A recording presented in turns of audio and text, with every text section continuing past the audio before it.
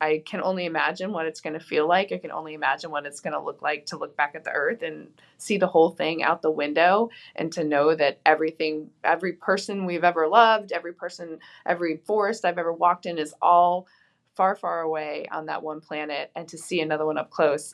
I hope to bring back what that really feels like.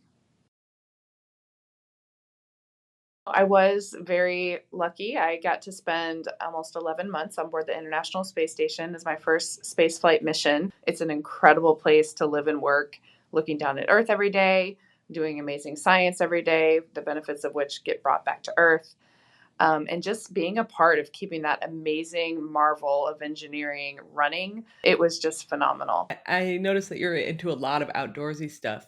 Do you miss that a lot when you're in space? I wonder if it's like being stuck inside for a year or if it's more like a big outdoor adventure. I wasn't sure myself. And I thought, what if I get cabin fever up there? But I never did. I never got cabin fever on board the space station. Sometimes I think maybe if there had been a front door, I would have wanted to go out it, but there just wasn't. And I think there was enough new things to explore just in terms of what life is like up there, that I just intellectually was stimulated, and the challenges every day were enough to keep me excited. Because on the earth, I am full of wanderlust. I travel all the time. I love exploring. I love the outdoors. I love nature. Nature is a big, is something that I rely on just for my own energy. And up there, it was actually pretty far into my mission before I realized, I haven't felt the wind on my face in a long time. I miss that. There was definitely days where I would go over to our little tiny greenhouse, which is about the size of a couple shoe boxes, and just smell the plants, just to smell something that was organic. And that actually did a lot for me. What does it smell like on the ISS? Does it smell horrible and sweaty? If it does, we get nose blind to it very quickly. The main smell that I think most new folks notice is actually almost like a metallic smell. We sometimes say it's the smell of space. When we have a visiting cargo vehicle come and dock, and we first open that hatch, and there's that space in between the station and the cargo vehicle that has been exposed to just open vacuum of space, unfiltered, all the UV, all the sun, and there's this metallic smell. And sometimes right before we open the hatch, we would call everyone over to have a smell, or to just be there to like take it in when we first open the hatch, because it's very ephemeral. It doesn't last long before you're used to it again. So luckily, we don't necessarily notice all those human smells as much, but the uniqueness of that space smell, I really will never forget. You spent a long time in space.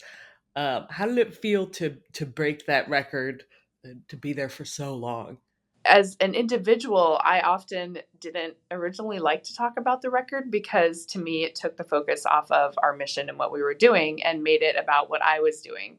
But I actually had a colleague talk to me about this once and said, "Hey, think about what this record might mean to other people and not just you.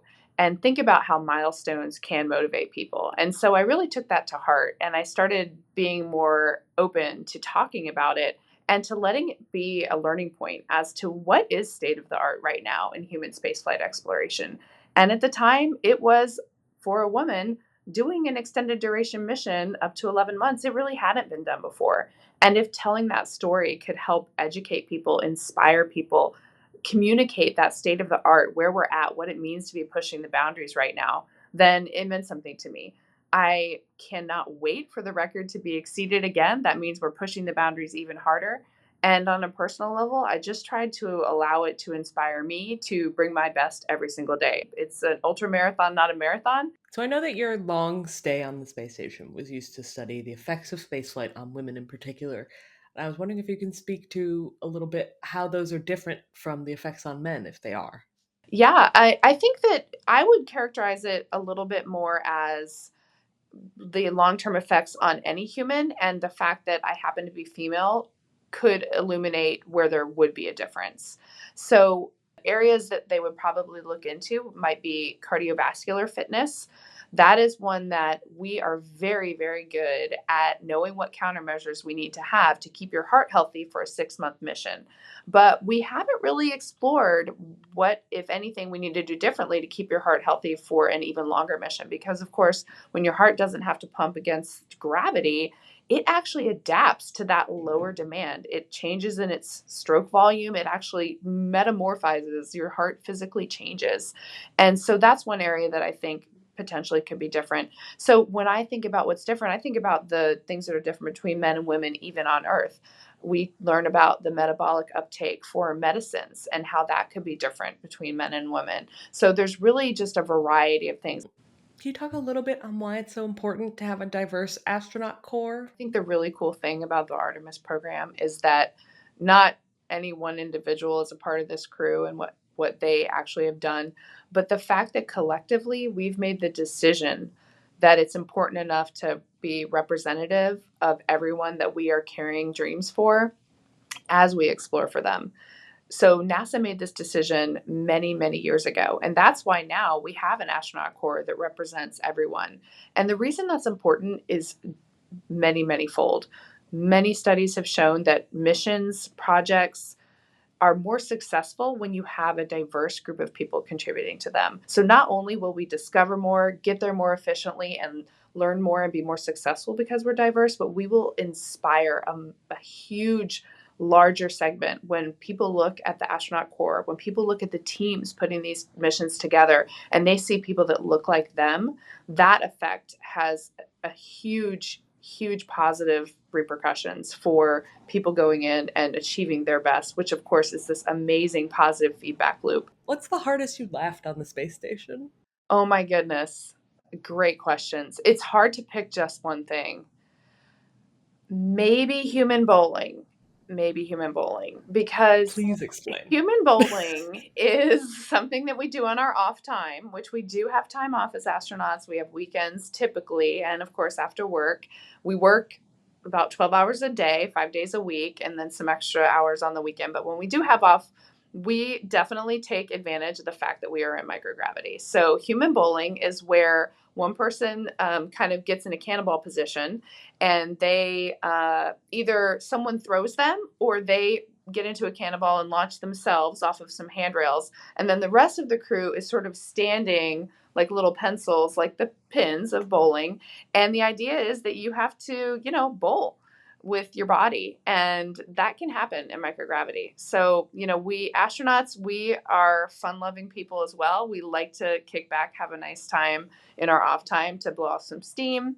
Yeah. There's been human surfing also. Is that just a person standing on top of another person? Yes.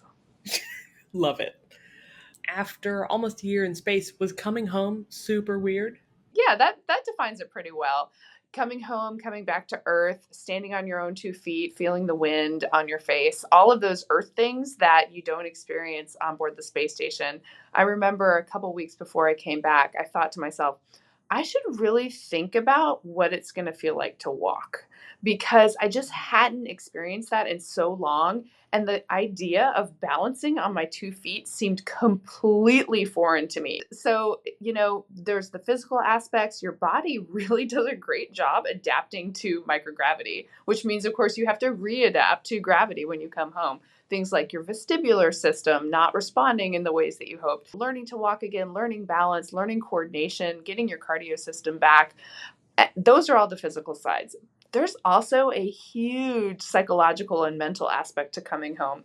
When I was on board the space station, I only saw 11 other humans for 11 months straight. And that is just not how our brains are adapted to work. We process new relationships, we process sensory inputs, and that's what keeps our brain just ready for more of that. And so I'll never forget when my head popped out of that spacecraft. I looked out and I saw about 5 times as many people as I had seen in almost the last year, all looking up at me. And I thought, oh, wow, I'm really happy to be home, but that's a lot of people. I want to talk about your next mission. You're going around the moon. How are you feeling about that? What was it like when you found out? Well, the Artemis mission is really exciting. I've been excited about it for many years, and to be a part of it as a crew member is a complete dream come true. The Artemis II mission is currently scheduled to go around the moon in a flyby, about a 10-day mission. So, that in and of itself is super exciting to get to fulfill that personal mission in a new way, doing something we haven't done in over 50 years is just absolutely phenomenal.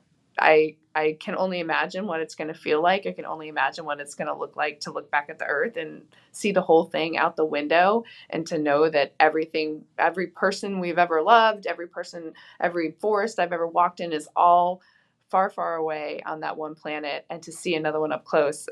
I hope to bring back what that really feels like.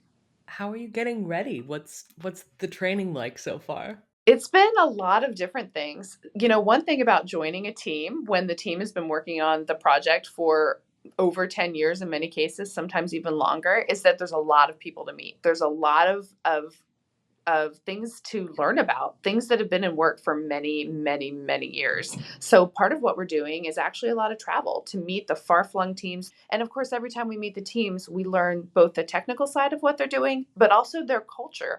We learn what we need to know to feel that sense of trust in the vehicle. And they learn what they need to know to see who their operators are going to be. But then, of course, we have real technical training, hardcore stuff here, which typically happens at the Johnson Space Center. And it's been classroom work, a lot of background theoretical knowledge about the spacecraft, about the mission, about the orbital mechanics, about the science that we can actually even do on our mission. And then we're moving into the phase where we get a little bit more hands-on. We're getting to play with the displays. We're getting to learn the flight software. We're getting to work with the teams. And eventually we'll do full-length simulations with the mission control teams all over the world. And then there's the hands-on. There's getting in suits, getting into the vehicle, learning how we're going to get out of the vehicle if and when we need to, working with the recovery teams. So it is far flung. And I think the biggest takeaway is how many people it takes to put together a mission like this, and the awe of being a part of it. Are you at all disappointed that you don't get to walk on the surface? I am nothing but stoked to be a part of this mission. I am so excited that I'll get to watch some of my friends walk on the moon, that I will know those people, that I'll know the teams that got them there, that I will know the process that they've gone through in the Artemis mission as a whole. I am just really excited that we are doing this, and to have a role to contribute is really just where the dream come true is for me. Every single day I wake up and come to work, I feel like I am going to work to do cool things with my friends, like go to the moon.